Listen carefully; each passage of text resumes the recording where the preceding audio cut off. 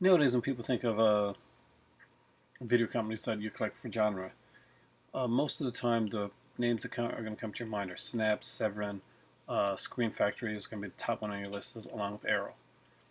And those are kind of the top companies that are doing the stuff now. And we've got other great companies like Grinders releasing, putting stuff out. Lorber's starting to put stuff out. But back in the day, Anchor Bay was actually really good at pioneering getting all this stuff out. Somewhere along the line, stuff happened. William Lustig left Anchor Bay, and hello there, YouTube land, by the way, in case I forgot to say it. And Stars came along, and what happened with Anchor Bay changed. It changed a lot.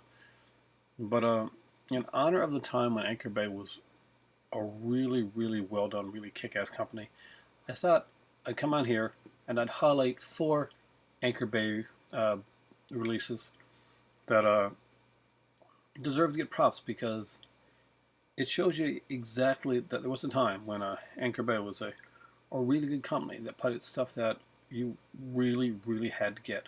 The last really good Anchor Bay title that was put out that I can think about right now, that's just off the top of my head, is The Battery. I remember picking that one up, loving it, and but I picked it up not because it was an Anchor Bay film, but because it was something that kind of interested me. I picked it up in spite of it being an Anchor Bay film. And there was a time when Anchor Bay was a company that I would go to get a lot of my good releases. When I started collecting Argento back in the VHS days, obviously I went to Anchor Bay to get that stuff.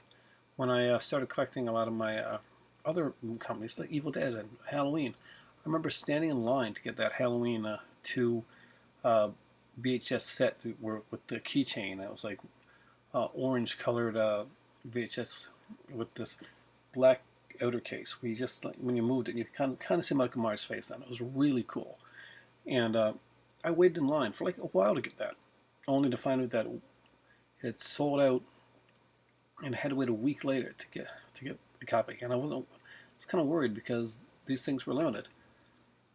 But anyway, let's get to 4 boxes that I think give you a good grasp. And these are ones that I still say grab. I know there's Blu-ray editions of different things out, but these are 4 that I think really do kind of, if you can get them for a decent price, or they really belong in your collection, and it's a really nice way to get some good stuff.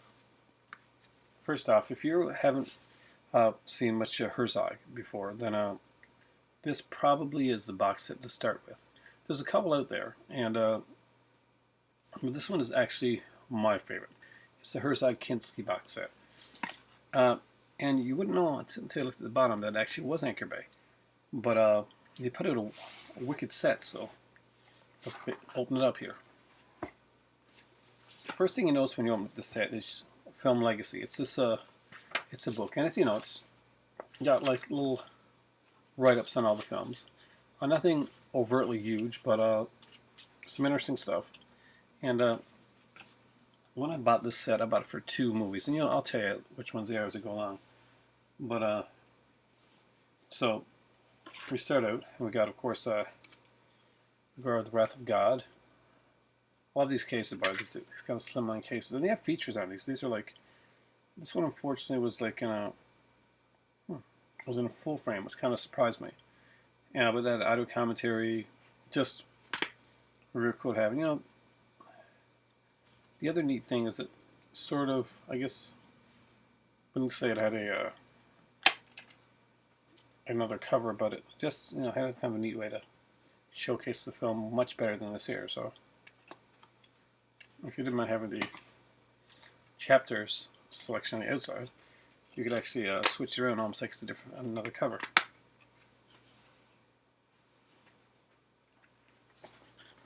Next up was one that I ended up getting from Screen Factory later on, but I was really glad to have this version of it here. That is Nosferatu. Now, this is a Kinski Nosferatu, which I really, really do love. I just thought this was such a great film, so well done. This one is widescreen, by the way, guys. And let's see, I think this is the original version, because there's 2 versions of the film. I know because I have it on my on my Blu-ray from Screen Factory. And again, I have this cover here, and this beautiful drawing here, and yet again, that fantastic artwork, but it's got the scene selection there. I mean, you could switch it around.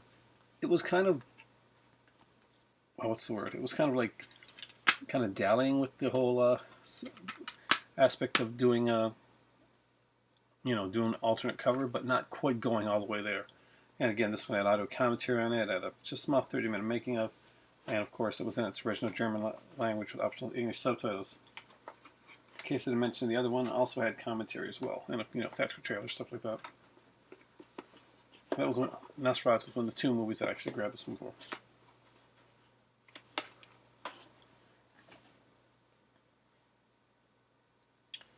And again, not many features, but this one is actually widescreen as well. And we get like a very interesting kind of interior picture, which could almost again be used as a much better cover than this like that's kind of lame cover on the inside. Now, here's the thing: you had this quality of a work put into the sets, and then they're almost there. It's almost perfection, because these are some amazing films. We end up with Fitzcarraldo, and now it has commentary. Again, these are some great stuff in my opinion. And here we go again, guys. Wouldn't that be a much better than this here for the exterior art? That is freaking incredible. I would buy Blu-ray with this cover on it, even if I had basically the same features, because I do love this film, and it's pretty awesome. That's my cover. Next up is Corvo Verde, and again, commentary, widescreen presentation, and I'm sure a much better cover than the movie. This is the cover outside. This is the cover on the inside. Again, I would still say that is a better representation of the film than just that one there. I have no idea what they're thinking. But this is a set that I utterly adore, because I basically go back to these movies every once in a while, especially this one. The movie, even over Nosferatu, that I 100% bought this box set for. You guys know I'm a documentary fan, and I like things on films, behind the scenes, all that type of stuff. So if you've not seen this movie, I really do recommend it. My Best Fiend. And basically, when they were filming this movie here, well, Kinski, as always, could be like kind of a pain. And they have a hate-love type of relationship, almost a hate-hate type relationship. And it's never shown more than it is in this one here. And again, so you can see the...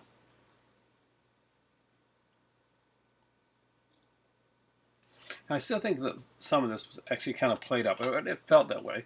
But the thing is, so many people have talked and in ad nauseum on Kinski's unique sensibilities that it's not all pomp and circumstance.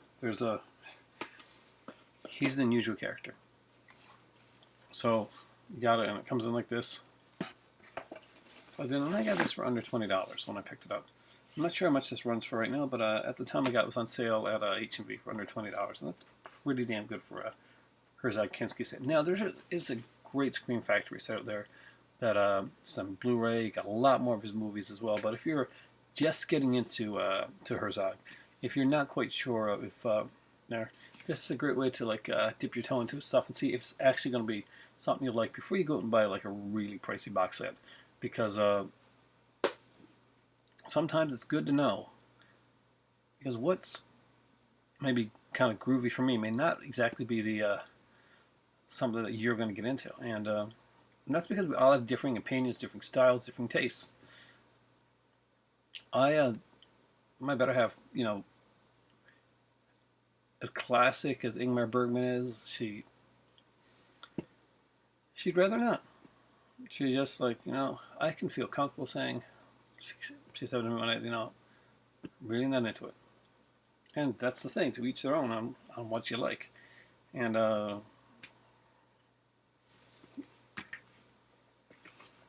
good director, greatest director, no.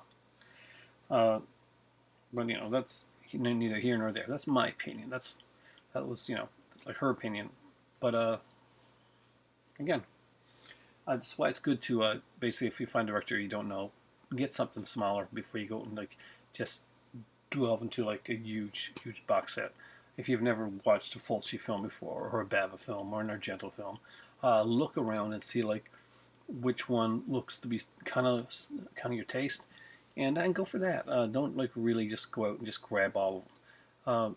Too many people do that, and then you end up with a lot of stuff that they're really not interested in, or that they have to pretend they're interested in. And you should never do that. Movies should be something you enjoy, whether it's anything. Whether it's something that somebody else finds cheesy, man. If you like Gingerbread Man and that's your favorite, those are your favorite movie series, you used to have no reason not to enjoy those movies. Have nobody take that away from you. Gingerbread Man, Scott, right? Anyway, number 2, the Evil Dead Ultimate Edition, and honestly, for me, this is the one. I have this on Blu-ray as well, in a steelbook, and that's great and all, but just look at this for a second. We're going to open it up. It's got 3 discs, by the way. It has the widescreen edition of Evil Dead, which some people kind of don't think of as like the actual real edition. I think the full screen one, the way it should be shot. So on the first disc, we got a 1:1 will take you all the untold saga of Evil Dead. Audio commentary with Sam Raimi and Robert Tappert. And second disc, we have the full frame edition and Evil Dead Treasures from the Cutting Room Floor, and audio commentary by Bruce Campbell. So you're going to watch that. And this 3 is the one that really interests me, that I really watched. Ladies of the Evil Dead. Life After Death, The Ladies of the Evil Dead. Ladies of the Evil Dead meet Bruce Campbell. Discovering the Evil Dead. At the drive-in, trailer and TV spots, makeup tests, poster memorabilia gallery, unconventional, reunion panel, and still gallery. So we're going to open this up here now. And it has, although this is kind of like seems more flimsier, the inner box is really hard and really solid. It pretty much just mirrors what you've seen there. So when we open it up, Evil Dead was put out in many different editions by Anchor Bay, and in doing so, they kind of went to town with different covers that they would put on the film to basically freshen up. Sometimes it was only a cover that would really be the difference in the film, or the way that it was put out. So get the chapter selection right there, and get one of the many covers that were used for the Evil Dead film. You're going to see more of those, by the way. So when it opens up like this, you're going to see another cover that was used for Evil Dead. And right here, again, and this is something that's really kind of cool to have. This is when they did some awesome, amazingly cool stuff. You get like the Evil Dead Restored poster and the original Evil Dead poster. I'll leave it to you if you have the set to actually delve into it and see exactly what the difference between those 2 posters are. But it's kind of neat to find out. Now, when you open up to the next side, we're going to see yet another cover, another Evil Dead poster, and we're going to see some more Evil Dead art right on here. For this is the widescreen one. If you look behind it, you're actually going to see a cover that I'm pretty sure was used on one of the Evil Dead boxes. Some great artwork in here. I mean, like, even the disc itself is just so well done. Next up, we got a Evil Dead disc 2, and we have the Ladies of Evil Dead there, disc 3. And as you can tell, from beyond, if you look behind here, you're going to notice that some of the other covers that we use for Evil Dead are in the back. So this here was another cover used for one of the Evil Dead. That one's the more normal used for Evil Dead. And even for the laser video, it's got this cool thing in the back.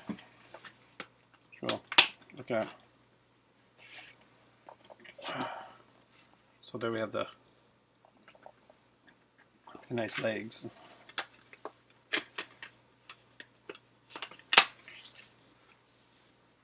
Again, it was an amazing set that was put out by Anchor Bay, showing they really obviously they did a lot of really cool Evil Dead sets. So look at those Evil Dead 2 set, for instance, the Necronomicon set. Some pretty amazing stuff. Probably one of the 2 ultimate sets that they put out that would really make fans kind of say, wow, that was actually really well done.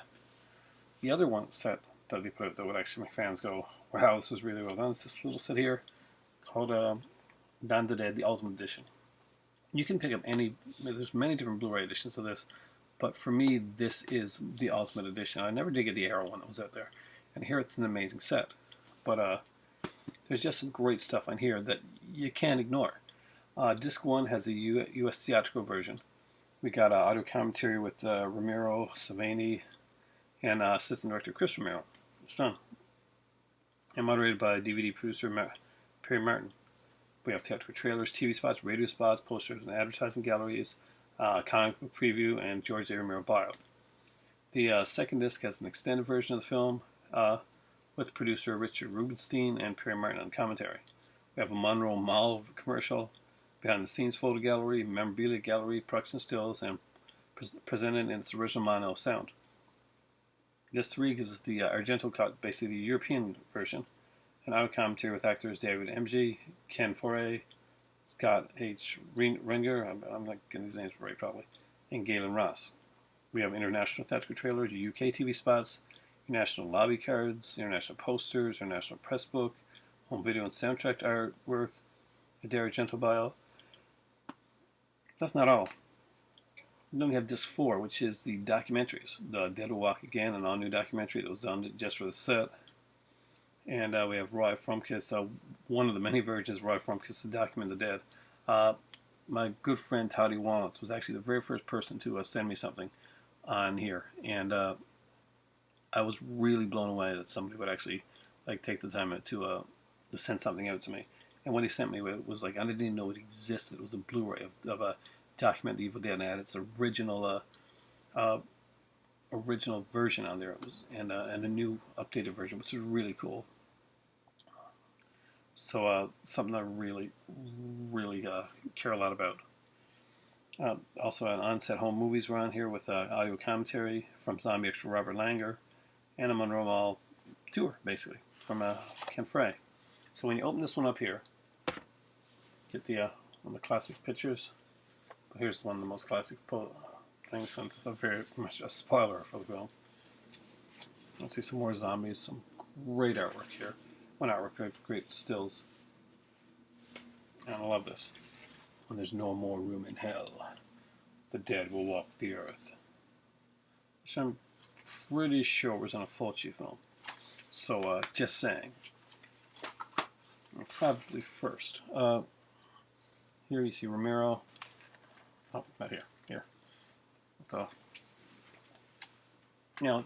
this is getting some of the cool things that can be in a set like this. First off, we have the discs, and pretty much all the stuff that I read to you already. It's on here, but what's also on here, which is really neat, is it's a blueprint of the mall. Just a little extra thing to make you kind of proud about having this one. It even tells you a little bit of information. So it lets you know that the US theatrical version ran at 127 minutes. Talks about when it was released in '79. And it contains a featured finished score composed of original Goblin music and several library music tracks. The extended version ran 139 minutes. This was versus director's cut. The theatrical edition is George Romero's preferred cut, even though the extended version is sometimes called the director's cut. The theatrical version is what George Romero considers his cut of the film. The longer version was not the one he wanted. It's just was the one that was created to premiere at the Cannes Film Festival and put in some numerous additional gore effects, music score filled with basically library tracks. The European version is the shortest one of them all, actually 180 minutes. And it was edited by Argento to kind of make it tighter and move faster. It pretty much takes out a lot of the scenes for like explanation and stuff like that, and focuses on what the Italians would like, the more the gore-like aspect. Now this here is a little neat thing that was put up by IDW apparently. Dawn of the Dead comic book. There's actually some really cool art in this one here, and you get to see some classic sequences actually immortalized on the comic page. We'd like to actually have this is just like basically a preview of it. I'd love to have I gotta get the Dawn of the Dead trade paperback. I'm a huge fan of this type of stuff. So I don't have many horror comics in my collection. They're harder to find around here. And one of the things that I look for on a regular basis. Usually I get hack and slash and stuff like that. That's usually about it. Around this way. We have the US theatrical version. The extended version. The European version, and of course the documentaries. Now again, I won't go into all of them, but behind the discs, as always, there will be artwork to character stuff that you'll be able to see. And I've watched these discs many, many, many times. This one here was one of my go-to sets originally that I would just watch over and over again. Just a huge fan.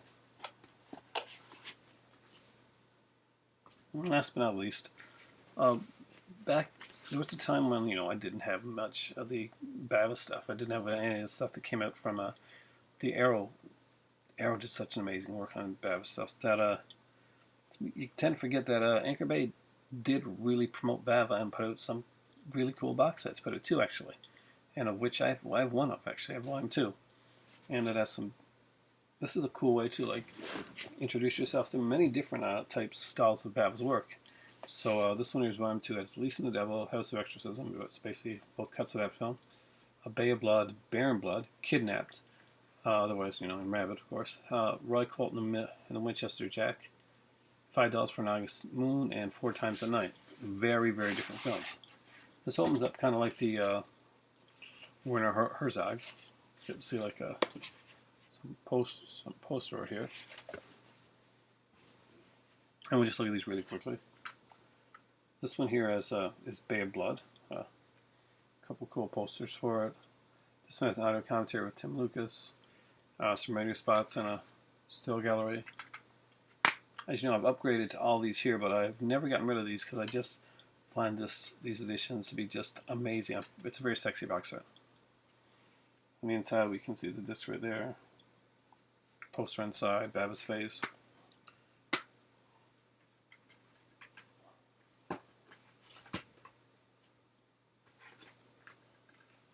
Next up is the Least in the Devil and House of Exorcism. So basically, both versions of the film. It's a good way to see these before you actually go and spend the extra money on the Blu-rays. There's 2 audio commentaries, one for Least in the Devil and one for House of Exorcism. The Least in the Devil one is by Tim Lucas. And the other one is by the producer Frito Leone and star Elke Summer. Again, both are put on the one disc. You get to see the poster with the Bava face here as well. Which, unlike the last one, I do kind of dig the way they did that. Next up is actually Baron Blood, and it's a pretty cool one. A commentary again by Tim Lucas. Not a lot of features on any of these things, but the Arrow video editions are far superior in quality and features, and then basically the different cuts of the films, the different cuts of the scores that you'll get. But this is a great opening to if you've never seen any of his stuff before. Next up is Kidnapped, or as another one called Rabid Dogs. And this one here, did this one have?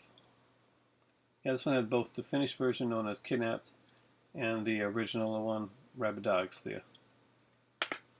with a newly created opening sequence. So it was kind of cool to see that one on here. I really need to upgrade my Rabid Dogs to the Arrow edition.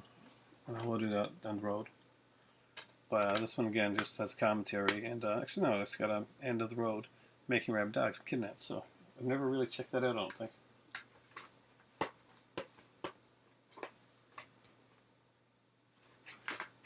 Next up is a different Argento film, and it's a Argento from film, and that is Roy Colton Winchester Jack.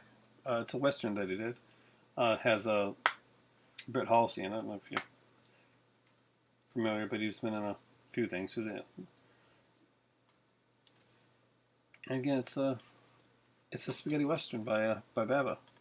Is it one of the best? No, not at all. But it's a decent film. It's fun. It's a fun watch.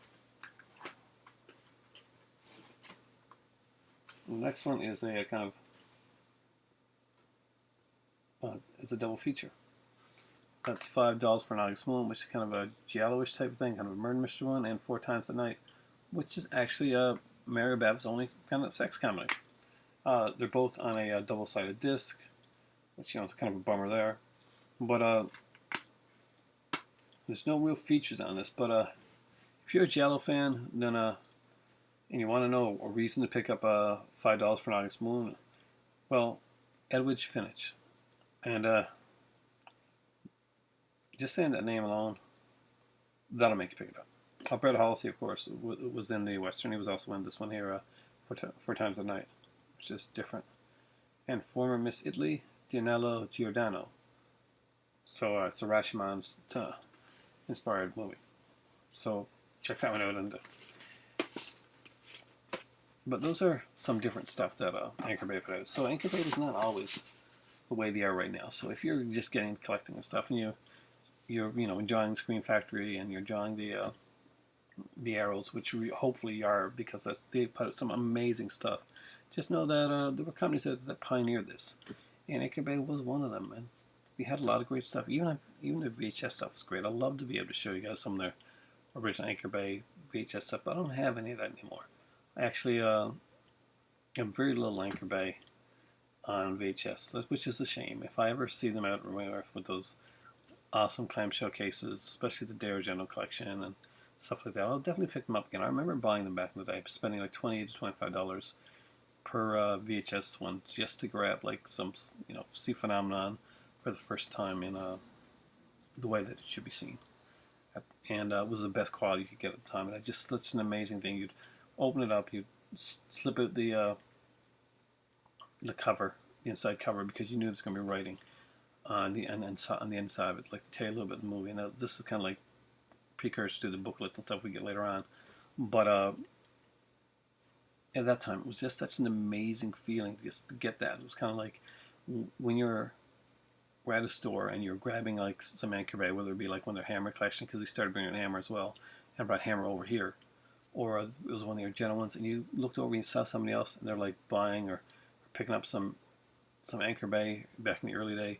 It's kind of like a club of people that kind of got it and understood the genre. It's kind of like right now. If I go into the store and H&V, for instance, and I'm picking up a Screen Factor, I see somebody else, and they got a couple Screen Factors in their hand, they're bringing it to the thing. Usually, if you notice that person, that's going to be someone that you're going to talk to, and you're going to I know that one of the workers at H&V basically is a huge Screen Factory fan. He gets all of it before I can even get at it. But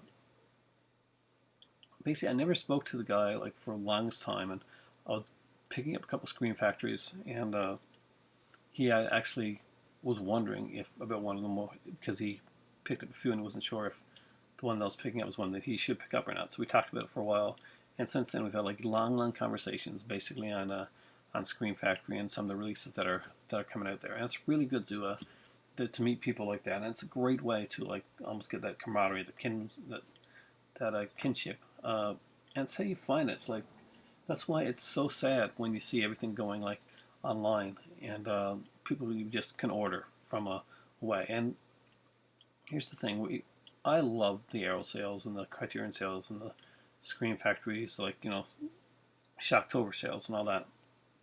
But there's something about going into that store, or back to that, going to that video shop and picking up something that utterly kind of cool and crazy that you kind of dig, and you don't really know if anybody else digs it or not, and you see someone else picking it up the same thing or something similar, and you kind of meet, and there's like this kind of like a fan connection, which you can't get from ordering online. You don't meet the people the way you did back then. So that's why it's cool to go into a store and like just when I go to England, if I ever get up to England, I definitely would be like want to go in and like buy a bunch of Shameless and a bunch of Arrow because and Shameless especially, I've got no Shameless at all, and they do some great Giallo stuff. But and to see who else is buying that stuff, it'd be really cool to see someone in England that's actually grabbing up some of the Arrow stuff that I love so much. So there, I rambled on for a bit. Thanks for watching. I hope you enjoyed this video. I wanted to do something kind of unique, and I wasn't sure what I was going to make tonight. But the Arrow videos I got coming, I've got 8 coming now. I had enough points to go and grab another one, so I'll let you know what it is. Already on its way. It's actually on its way before the other ones are. The other ones are basically still at the warehouse. But this one, which was on its own, which I got just with, it cost me 40 cents to get it, was the Rabbit Steelbook. I'm a big Cronenberg fan, and Shivers and Rabbit are probably two of my favorite, if not my 2 favorite Cronenberg films. I like the raw, gritty realness of these kind of like very unique, very paranoid, very out there type of films. So some people were upset about there's 4 to 5 seconds that were gone from Shivers. Nothing that would ruin the experience for you, and basically what people should know when they're looking at buying Shivers, and there was like from our video, and there's a big uproar about it. The whole idea, and here's the thing, Cronenberg's Shivers, which had I think 4 to 5 seconds that we're missing, that was a Cronenberg approved version of the film. This is not like somebody went in and remastered and lost some things or cut it out or got a TV version or anything like that. No, this was Cronenberg's director's approved edition of the film, which should hopefully put any qualms about that one to rest. I mean, if the 4 or 5 seconds are your breaking point, maybe Shivers is not the movie you should buy in the first place. But again, just my opinion. But thanks for watching, guys. For me right now, it's time for tea, and say goodnight to the zombie screwdriver head, because it's time for me to get some sleep after I grab some tea and finish another chapter in my book. Again, reading Console Wars by Blake Harris. Check it out. It's a really good book if you like video games.